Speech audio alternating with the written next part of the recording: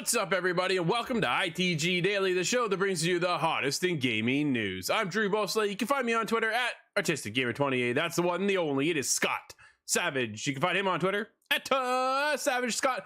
Happy Friday, buddy. There's a big old E right into the microphone. People are gonna love that one. What's happening, man? Hey, do you still have like 3 pop filters on your mic? No, I don't, dude. I had such a it was a noise gate issue beforehand. I don't even have a pop filter on this one. I use a Rode right now currently. I got a feeling that's going to switch here in the near future.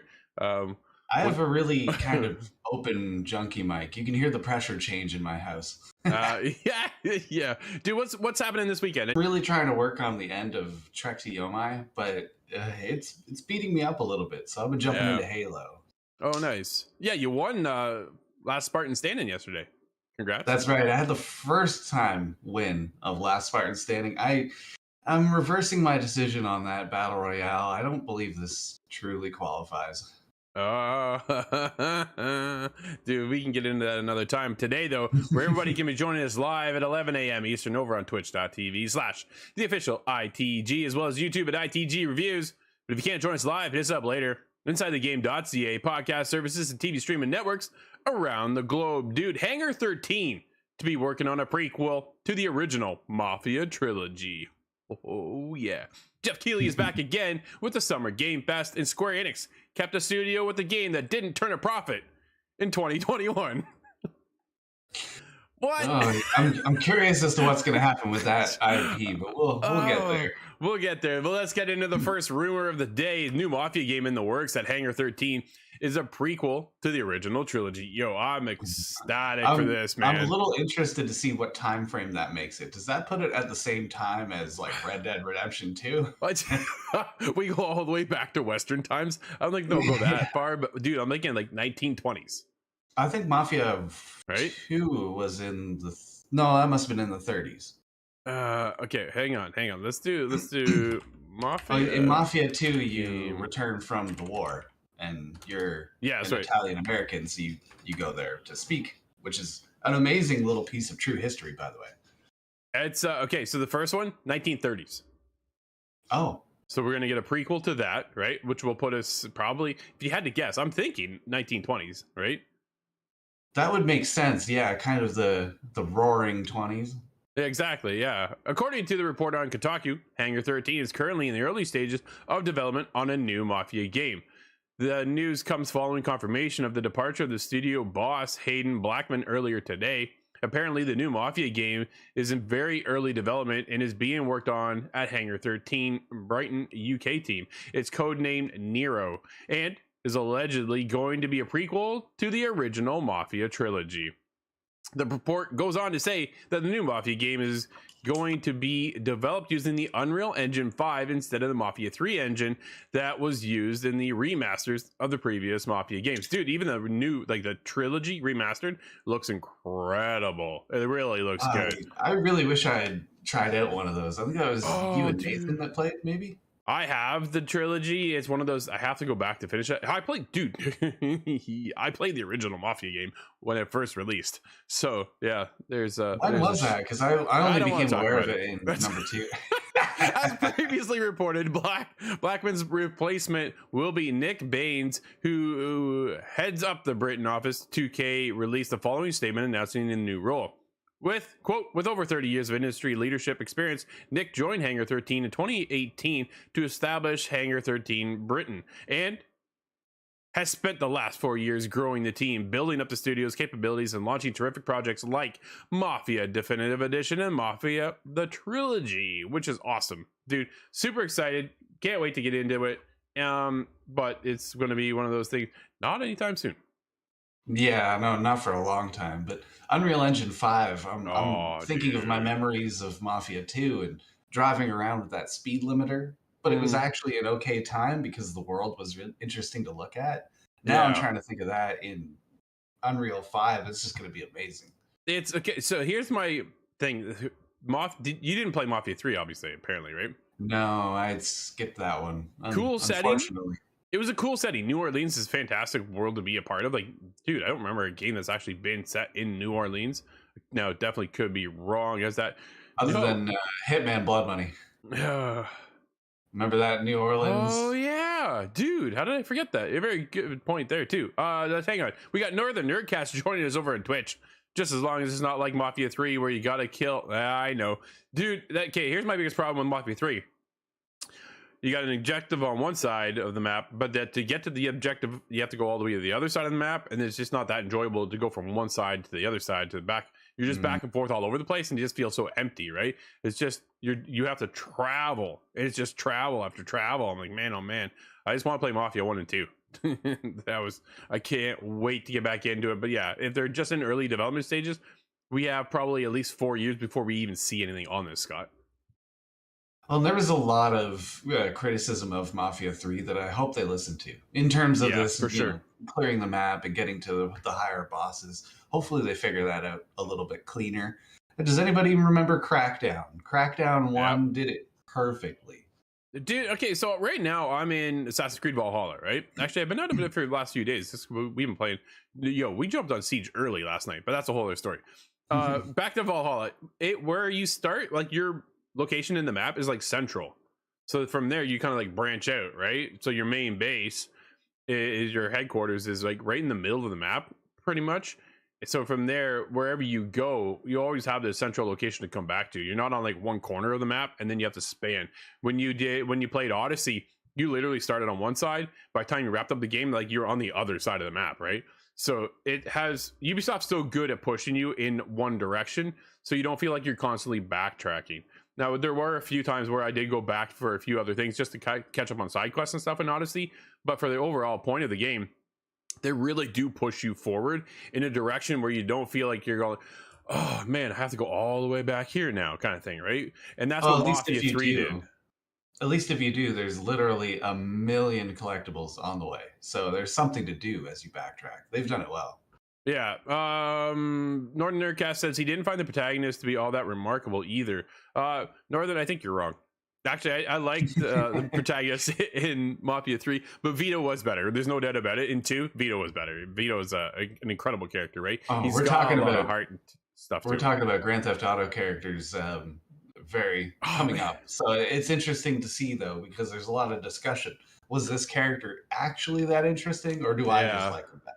Well, that's just it. And I'm kind of caught. Honestly, dude, I'm caught. You know my first one is who it was. And I was thinking about the second one, but I think I'm going back to the first choice. I'm stuck, man. I'm stuck. I've second guessed myself now, too. My first one was like, okay, well, he's in a lot of them. He's really funny. I like him. But no, number 2, I need a number 9 and number 9 large.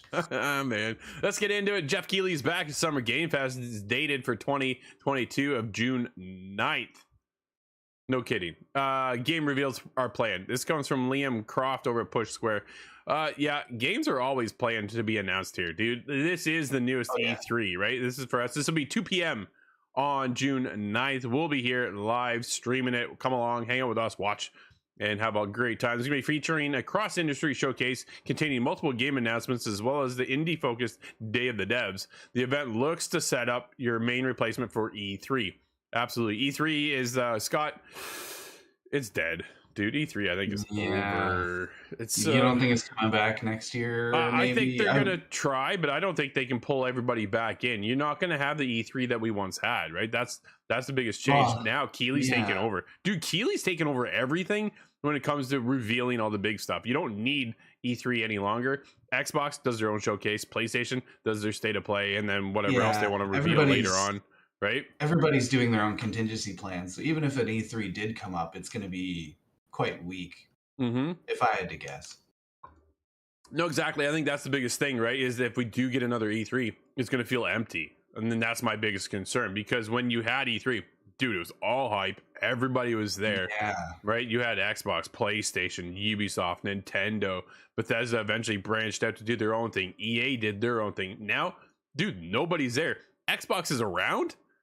Right, they're in that window, but that is it. Like, there's nothing else to really kind of pull everybody in. And I'm not knocking Xbox, dude. I can't wait to see what Xbox has, right? But they don't have everything. It was like, dude, you just literally sat down for like 2-3 days and watched press conferences, and I loved every minute. Gaming Christmas. Yep, absolutely. No, I'm never gonna go to an E3, am I? It's too late now. No, you're not. Don't. I was born 10 years too late. Let me see. And 100 years too early. Sec. Where is this? So I got a press release yesterday. I'm scooping into my emails. Hang on one sec. Hang tight. We have announced yesterday on the afternoon of Sunday, June 12th, Xbox Canada will be hosting an in-person Xbox fan watch party downtown Toronto. Ooh. Scott, we're invited. My friend. We are invited. Much more accessible for me. Yeah. So we'll see if we attend there. There's opportunities. Fan Fest has been announced for everybody at Xbox. I'm curious. We have other inside details coming. I'm waiting to see what that entails and if we'll be there or if we're just going to stream along with everybody else. Either way, Scott, let's get into some unfortunate news for the world of Outriders failed to turn a profit in 2021. This comes from David over at PSU. Outriders developer People Can Fly have confirmed that the game failed to turn a profit in its most recent fiscal report. As of December 31st, 2021, Square Enix has not paid any royalties to People Can Fly, as sales of Outriders have been unable to recoup its publishing costs. Quote, the group received no royalties from the publisher for the period to December 31st of 2021, which means that as of the reporting date, net proceeds from the sale of Outriders were insufficient to recover the cost of expenses incurred by the publisher to develop, distribute, and promote the title. This was confirmed by the royalty statement for the fourth quarter of 2021 received by the group from the publisher. There can be no assurance that net proceeds from the sale of Outriders in future periods will be sufficient for the publisher to recover the costs incurred and to pay royalties to the group, end quote. This comes recently after the Embracer Group announced it will acquire Square Enix's entire suite of internal Western studios, though Square Enix would still keep its branch of publishing games in the West with external developers like People Can Fly. Dude, this is a shock. If People Can Fly did not turn a profit on Outriders, you decided to keep that studio over Tomb Raider? Yeah, right? That's strange. Yeah, because a Tomb Raider is kind of like a money printing machine. But maybe there's just a lot more confidence in People May Fly than, or People Can Fly, not People May Fly, as we've discovered. Sometimes they don't, but I'm wondering if this is why the DLC has come out at such a high price tag. Now, I say high price tag, that's relative to me and what I'm willing to spend. But so we have the World Slayer trailer playing right now for everybody who is inquiring about the game. Honestly, Kyle and I are wrapping up Outriders as we speak. Then we're going to jump back in, play with you so you can get caught up, and then I want to get on that DLC, dude. World Slayer DLC coming at the end of June. I'm pumped for it. I'm really excited. I do want to play this game. It was a big miss on my part because of it had its own troubles, and then I kind of ignored it after that. Man, so Nate and I reviewed it for the show, right? So Nate and I connected, and then Kyle had it too. But Kyle had it on last gen. It had cross support to play with Xbox One. He had the Xbox One X, right? So it wasn't even like the original Xbox One. He had the Xbox One X, and we were on the Series X. Dude, he would jump in and then just get dropped time again. Since then they fixed that. Now also Kyle is caught up with the rest of us and has the Series X as well, so he's able to just to kind of connect and away we go.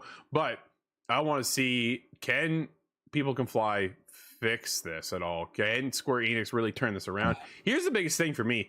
Square Enix has such high expectations of every property that they own, and then they go, yeah, it didn't meet expectations. It's just like, man, maybe your standards are just a little too high for some of these games. Yeah, but, right? It's a brand new IP. Well, the brand name of Square Enix does carry a lot of weight, but maybe they miscalculate that on some cases. Like a Final Fantasy, that's coming out, that's going to just blow sales out of the water, but that doesn't mean it's true for everything that Square touches. No, that's fair. Brad says he played if it's free. He's not sure if he wants to spend the money after all the issues that they've had with the launch of the game, right? That's kind of where I'm at too. That's fair, man. That's valid, it's on right? Game Pass, but at the same time, it's the DLC is not. So yeah, actually, behind that, they just brought Outriders to Stadia as well. It's on Stadia Pro. So I was in my Stadia Pro library today. That was interesting to take a look at. I'm like, man, look at all these games. Like this. I haven't opened my Stadia Pro forever. Yeah, I just happened to check it out. It's one of those things. We'll see if they can fix things, man. I'm pretty when you go into the cutscenes, the characters look like crap. They really look bad. It is not good at all. My character is like, wow, Jakob was, dude, like been hit with a 2x4 one too many times. It was not appealing whatsoever. It reminds me of one of those Xbox 360 era kind of games where everything is filled with a filter of grays and browns, and it's not the prettiest looking game. It's not, but dude, the gunplay and the abilities, like Kyle and I are having a blast. It's so much fun to play. It's just getting past the graphical hiccups of it all. But we'll see if we can get into the next topic, Scott, as we get no confirmed runtime for the Xbox Bethesda showcase, says Microsoft. That's from Andy Robinson over at GDC. Dude, what is GDC? That's the Games Developer Conference is initially right where I go. I don't know what... Maybe I'm wrong, though. The E3 style event was announced last week and is set to take place on Sunday, June 12th at 1 p.m. Eastern. Again, join us live. We will be here with news on the titles coming to Xbox Game Studios, Bethesda, and other partners around the world. Scott, do you have any high hopes for this one, buddy? Because I know I sure do. Oh, I do. If Xbox Bethesda, they're going to show off some interesting stuff, and hopefully Starfield. I want to see more Starfield, whatever they want to show me. Yep. Even if it's just the concept art, I'll be excited for that. It's not been officially confirmed how long the event will last. However, as noted on Twitter, Idle Sloth 84, when the calendar event for the showcase is added from Xbox official site, it brings up a meeting lasting 90 minutes. Dude, that's pretty standard. An hour and a half, right? An hour and a half showcase. Yeah. I could sit through an Xbox showcase for 2 hours, not an ID at Xbox showcase though, because that ran way too long. Dude, remember that one was like 3 hours long. It's like, that is a little long. Yeah, it was pretty painful. That's for sure. But we'll see. High expectations. We're definitely going to see Starfield. Do they start with it or do they end with it, or do they go in the middle and take like a good portion of the showcase? I'm hoping they take a good portion, but they're going to have to acknowledge that at the beginning of the show. Otherwise, you're going to have some people that are disappointed kind of on the edge of their seat for 60 minutes waiting for it. Yeah, for sure. No, that'll be mentioned. If it's not talked about right at the get-go, I think it'll be brought up. I think they should end with Starfield, personally. I really do. Like, will we see Halo? Well, I feel like we'll see Halo. I feel like we had the similar thought with PlayStation and God of War, but it didn't materialize. Nothing. Yeah, but this is E3, right? We were thinking that was a state of play. We were hoping for stuff. We'll see what happens here in their showcase. Do you think we'll see Fable? Oh, I hope so. Oh, man. Right? Is it too far away, though? That's the constant debate. Is it still too many years out? Well, that's the biggest thing, right? That's a definite concern, Scott. But we'll see. I kind of want to see Sean Murray and Peter Molyneux, and who else can we throw on there to hype it up? I want this game to be the end all. Yeah. It's funny. Sean Murray has taken that role of Peter Molyneux, hasn't he? Yeah, from the very first moment I saw him on TV. Yeah, it's funny. But dude, let's get into District 9 director Neil Blomkamp is working on Off the Grid, a cyberpunk battle royale. Scott, here we go. Wesley LeBlanc over Game Informer. Actually, I got a press release on this one yesterday. Our battle royale's dead? Not quite. Yeah, so helping Godzilla Games write the narrative for its next game, Off the Grid, is what Neil is up to. Neil, perhaps best known for directing movies such as District 9, Chappie, and Elysium. Dude, I like Elysium. Those are all amazing movies. Do you like Chappie? I really like. Dude, a lot of people did not like Chappie. You did. I watched it. I watched it with my then fiance, and we both love Diane Antwoord, and they make an appearance in that. Their mom and dad to Chappie. It's so good. Well, here we go. So, in helping Godzilla shape the story of Off the Grid, which the studio is calling a cyberpunk battle royale 2.0 multiplayer shooter. Oh. So I'm like, immediately, dude, I thought, and after reading the article too, I instantly went 2.0. Okay, so what are you changing up here, right? Like, we've known the formula for so long. What is this extra thing that we've never seen before that they can implement? Tried something new, which I thought was really interesting. The Twitch kind of voting, I thought that was cool. Yeah, but what other innovative ideas can you really make? I'm drawing a blank, really. No, absolutely. I'm really curious, right? This is why we play the games and don't make them. But it says, quote, dive into a heat of a covert corporate war in Off the Grid, a cyberpunk battle royale 2.0 multiplayer shooter where you shape the story and the gameplay.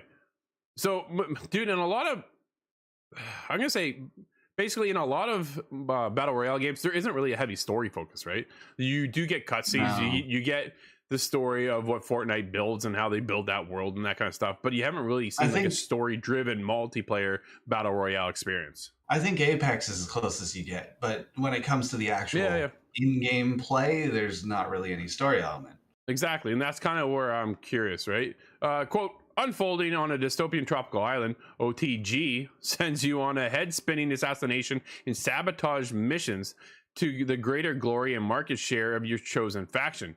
Tool up for 2023. It's about to get bloody, end quote. Dude, this is coming next year. Next year, we're going to start seeing this.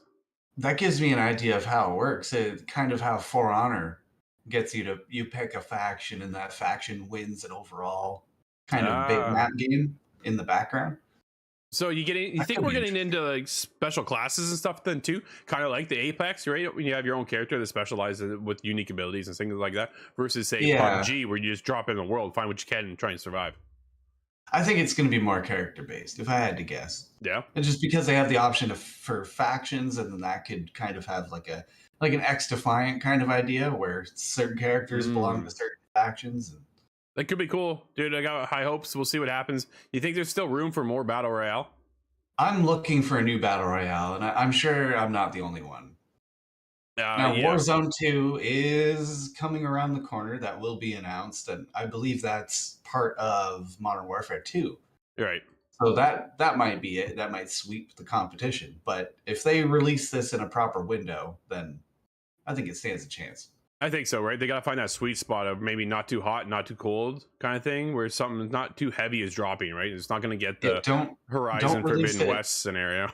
Exactly. Don't release it a week after Halo free-to-play comes out. Yeah, exactly. Scott, we do have some announcements and releases today. What do we have, my friend? We have... Sorry. Just trying to pick my place here. We have, I wanted to make sure we hit this big news here because we're fans of Hitman. So yes, Hitman 3 Year 2 roadmap has been confirmed, and the Freelancer update is what it's called. New map and May's 2022 content. Dude, a new map. I'm pumped. There's a lot of stuff here, but it's a little hard to dig into right off the hop. There's Freelancer is the next evolution of Hitman and an entirely new way to engage with the world and characters that IO has built into the world of assassination over the last 7 years. It has been quite some time. It has. That's awesome. I'm not sure how Freelancer works, but I think they're bringing back the elusive target. So yeah, they are. That's something that I really appreciated from the first Hitman reboot, and that's fun. I'll always remember that's Gary Busey. Sorry, Gary. Yeah, for sure. Ambrose Island seems interesting, and I haven't quite finished out Hitman 3, but adding more maps to it, that's almost like another game, really. Yeah, I can't wait. Now, we do have Among Us, the Ejected Edition, coming to PlayStation 4, 5, Xbox One, XS, and the Switch. Crowns and Pawns, Kingdom of Deceit is on PC. Elemental War 2 is on, now get ready for this, is on PC the traditional way. It's also on Linux and Mac. Yeah. But not Vita. And it's on Xbox One and Series consoles. We have Chefy Chef on PC, PS4, PS5, Xbox One, Xbox Series X, and the Switch. And there we go, Scott. That, everybody, will wrap up today's show. Go check out Crown and Pawns Kingdom of Deceit. We actually reviewed that today as well from me and Corey over on ITG Reviews, where you can catch our show live every day, as well as twitch.tv/theofficial ITG. But if you can't catch us live, hit us up later inside the game.ca, podcast services, and TV streaming networks around the globe. Everybody, it's the weekend, so have a great weekend, and we'll catch you Monday. I'm Drew, that's Scott. We'll see you inside the game.